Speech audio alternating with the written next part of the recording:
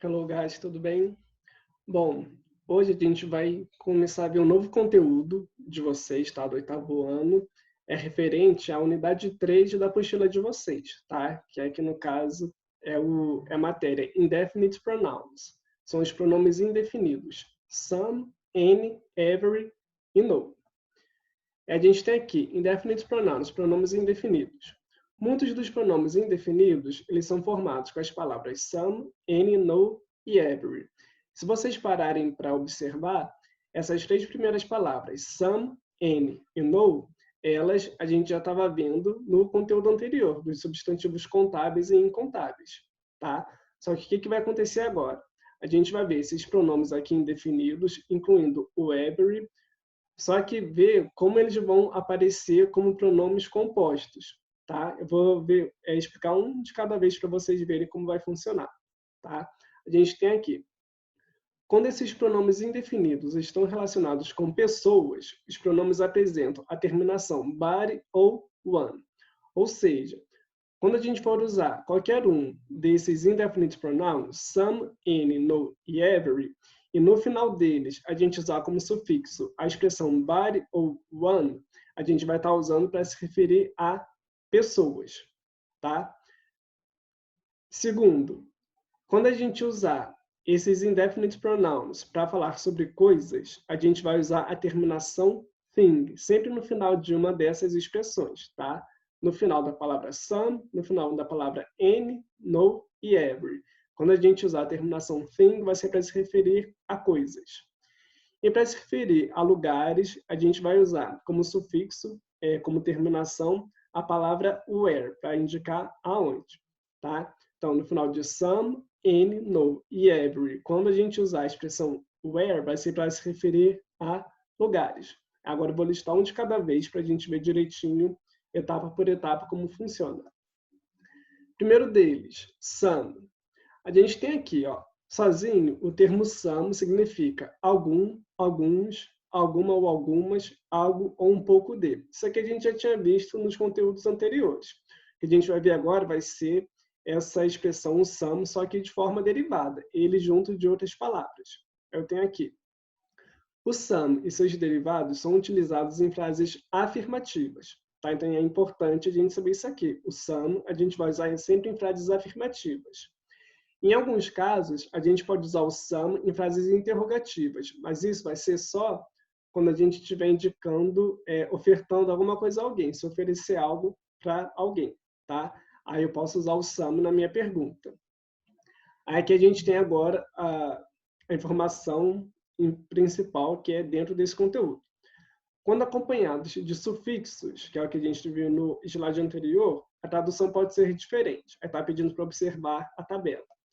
A gente tem aqui, ó, tem aqui na primeira coluna a palavra que a gente pode usar, a tradução em alguns exemplos.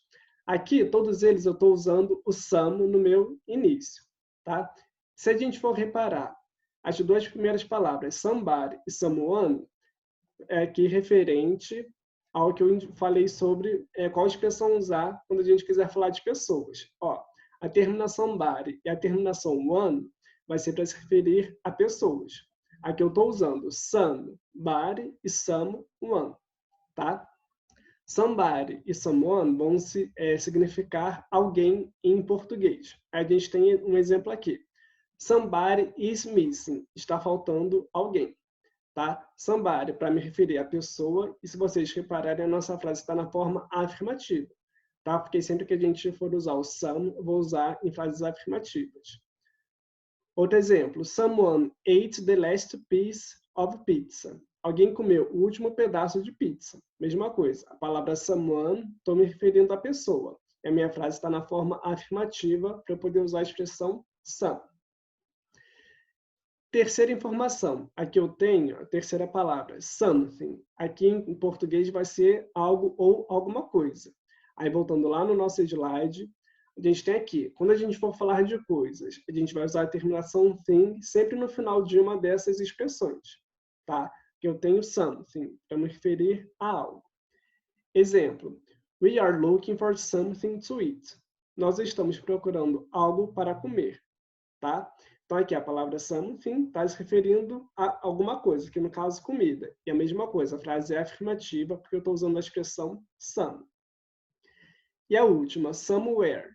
Somewhere é para indicar em algum lugar. Tá? A gente viu aqui. Quando o nosso indefinite pronoun terminar com a expressão where, vai ser para se referir a lugar. Tá? Aqui no caso, somewhere, em algum lugar. Por exemplo, somewhere in Brazil, em algum lugar no Brasil. Tá? A mesma coisa, frase afirmativa, porque eu estou usando o some na minha frase. Próximo, a expressão N. O termo N sozinho pode significar qualquer, quaisquer, algum, alguns, alguma, nenhum ou nenhuma. Tá? O N a gente pode usar em frases negativas e interrogativas, só que a gente já tinha visto antes. Aí temos aqui, no entanto, muitas palavras recebem sufixos, que é o que a gente está vendo aqui de conteúdo novo, para me referir a pessoa, coisa ou lugar. Aí observe a tabela. A gente tem aqui agora as expressões com a palavra N. Aqui, as duas primeiras palavras, igual lá no some, eu tenho anybody e anyone, ambos para me referir a pessoas. Tá? Anybody, em português, vai significar ninguém, e anyone vai significar qualquer um ou ninguém. Também vai depender do contexto da nossa frase. Ambos eu estou usando a terminação body e one para me referir a pessoas, mas agora usando o N. Tá? Tenho aqui, can anybody help me with my homework? Alguém pode me ajudar com o dever de casa? Primeira coisa, ó, aqui minha frase estou fazendo uma pergunta. Quando eu tenho uma pergunta, a gente tem aqui, ó, o N é utilizado em frases negativas e interrogativas. Como a minha frase aqui está na forma interrogativa, eu estou usando a expressão N. E o body para me referir a pessoas. No caso, para saber se alguém pode ajudar com o dever de casa, de acordo com a frase. Can anybody help me with my homework? Segundo exemplo, com a palavra anyone. I didn't know anyone at the party. Eu não conhecia ninguém na festa. Essa minha frase aqui, ela está na forma negativa. Se a minha frase é forma negativa, eu tenho que usar a expressão any, tá? Então, anyone, para mim, aqui dentro desse contexto, significa ninguém. Eu não conhecia ninguém na festa. Anything, para indicar nada e para me referir a coisas. Aqui eu tenho a expressão thing, quando a gente usa para falar de coisa, e a palavra anything. I didn't hear anything. Eu não ouvi nada. Tá? A mesma coisa, minha frase está na forma negativa, aqui o didn't, se indicando forma negativa, por isso estou usando a expressão any. E aqui a palavra derivada thing, para me referir a coisa. Eu não ouvi nada. Anywhere, para me referir a qualquer lugar. A expressão where a gente usa para se referir a lugares. E aqui com a palavrinha any, que é o que a gente está vendo aqui agora. Por exemplo, I would go anywhere with you. Eu iria a qualquer lugar com você. Tá? Aqui, ó, eu iria a qualquer lugar com você. Tá? Anywhere para me referir a lugar. Expressão no. O no significa nenhum ou nenhuma. Tá? O no ele é utilizado em frases afirmativas, mas com sentido negativo. A gente vai ver depois de um exemplo como é que isso funciona. Tá? Porque a estrutura, quando a gente usar o no, eu não posso usar a palavra not. Tá? No lugar do not, vou usar a palavra no. Porque se eu usasse a palavra not e depois a palavra no, eu estaria negando duas vezes a afirmação.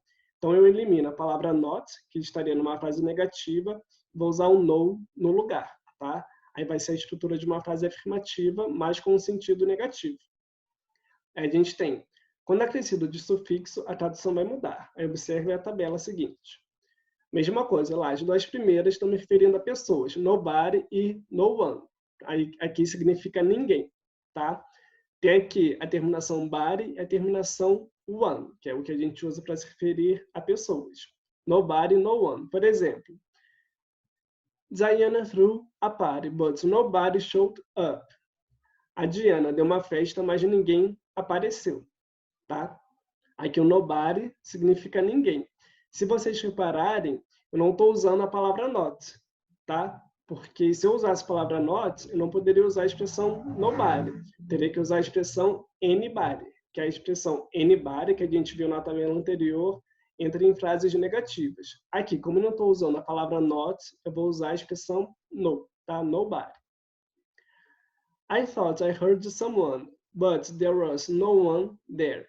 Eu pensei ter ouvido alguém, mas não havia ninguém lá. Tá? A mesma coisa. É no one, para indicar ninguém.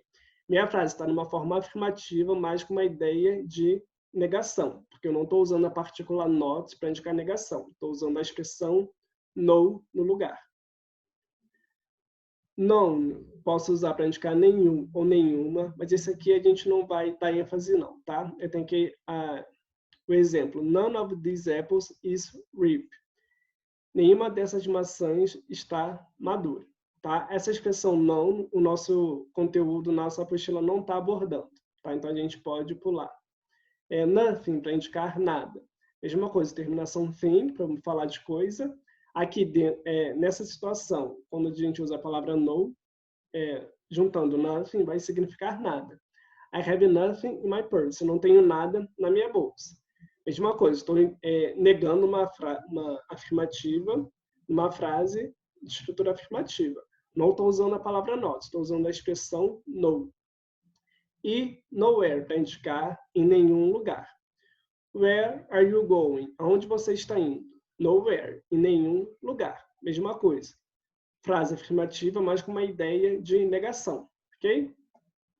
E a última que a gente tem, a palavra every. Essa palavra ela é nova, a gente não tinha visto no conteúdo anterior. O termo every, dependendo do seu contexto, pode significar todo ou todos, toda, todas, ou a palavra cada. Aí vai depender do contexto da frase que ela for usada, tá? O termo every, ela pode ser utilizada em frases afirmativas e interrogativas. Quando recebe o sufixo, a tradução é diferente. Aí temos a tabela referente a every. Os dois primeiros, everybody e everyone, mesma ideia, estou me referindo a pessoas. Everybody pode significar toda a gente ou todo mundo, e everyone, todos ou todo mundo também. Tá? Por exemplo, everybody I know prefers chocolate to vanilla. Todo mundo que eu conheço prefere chocolate a baunilha. Tá? Que minha frase, a palavra everybody, estou me referindo a todo mundo, e a minha frase está numa forma afirmativa, ok? Everyone wants to come to the party. Todos querem ir à festa. Mesma coisa, everyone, estou usando para me referir a pessoas, aqui no caso todo mundo, e minha frase está na forma afirmativa. Everything, aqui eu vou usar para falar de coisas. A tradução em português vai ter a ideia de tudo, tá? Everything para falar de tudo. Everything is possible, tudo é possível, ok? Mesma coisa, frase na forma afirmativa. E a última, everywhere, para me referir em todos os lugares. A palavra where a gente usa sempre para se referir a lugar, tá? Everywhere vai ter o sentido de todos os lugares. Por exemplo, God is everywhere. Deus está em todos os lugares. Minha frase também está numa forma afirmativa. Agora, vou explicar para vocês como vocês vão realizar essa tarefa referente a esse conteúdo que a gente acabou de aprender. Agora, uma informação muito importante. Esse dever que vocês vão fazer, eu vou fazer valendo como atividade avaliativa. Ela vai valer 4 pontos, que entraria no lugar do nosso teste em sala de aula presencial. Tá? Como é que vai funcionar?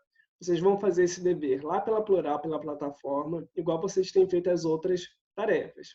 Vocês vão ter o prazo de 1 semana para realizarem. Quando vocês acessarem lá na Plural, a atividade vai estar indicando até qual data pode ser realizada. É só vocês ficarem bem atentos, tá? O que o dever está pedindo para vocês fazerem? É referente ao conteúdo que a gente acabou de ver, tá? Está dizendo, dos 6 trechos de música a seguir, vocês vão escolher 4 delas e traduzir para o português, tá? Ou seja, a gente tem aqui, ó, 1, 2, 3, 4, 5, 6. Eu tenho 6 estrofes de músicas, todas elas estão utilizando os indefinite pronouns, os pronomes indefinidos, tá? Que a gente acabou de ver nas aulas. Pode ter somewhere, anything, aí vocês vão ver pelas músicas. Dessas 6, vocês vão escolher 4 e traduzir para o português, tá? É uma tarefa fácil, é tranquila de vocês realizarem, Mas é aquilo, por mais que jogue direto no Google Tradutor, tem que tomar cuidado na hora de escrever no português, se vai ter sentido e ficar atento a toda a concordância do português, tá? Para ver se vai estar escrita certinho, se vai estar coerente. É aquilo, é só vocês ficarem atentos. Quando que eu uso somewhere, quando que eu vou usar anybody, tá? É só uma forma da gente poder contextualizar o que a gente viu das aulas dentro de músicas, ok? Se vocês tiverem dúvida, tanto referente a essa matéria nova quanto a essa atividade, vocês já sabem, é só entrar em contato direto lá pelo e-mail, que eu vou estar disposto a ajudar todos vocês, tá bom?